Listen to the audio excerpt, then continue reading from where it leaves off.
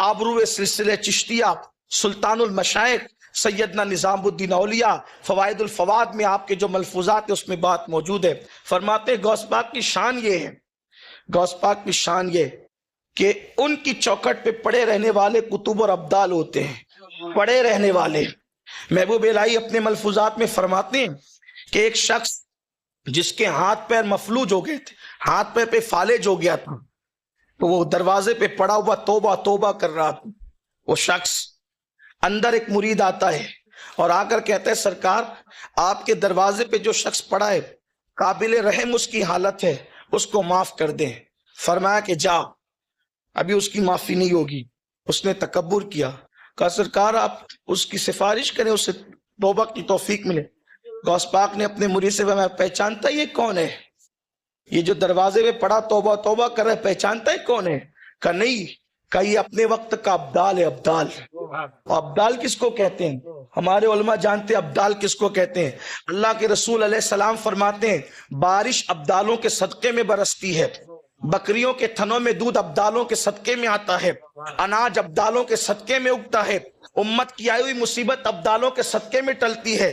अब्दाल विलायत की वो किस्म है कि अगर उनका वजूद खत्म हो जाए तो जमीन खत्म हो जाए, क़यामत खत्म हो जाए।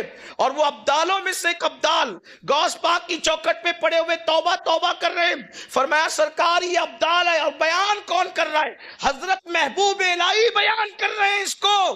फवाइदुल फवाद और औलाए संजर इसको लिख रहे हैं कि वो अब्दाल चौखटे गौस पाक पड़ा तौबा कर रहा है। कहा सरकार इसका ये हाल क्यों हुआ?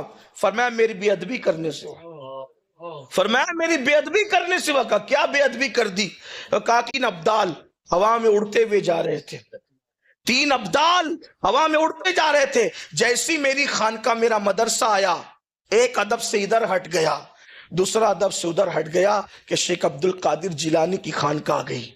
लेकिन ये था अब्दाल, इसने सोचा कि मैं भी वली हूं, गौस पाक भी वली है, तो फिर उनकी खानका का अदब मैं क्यों करूं?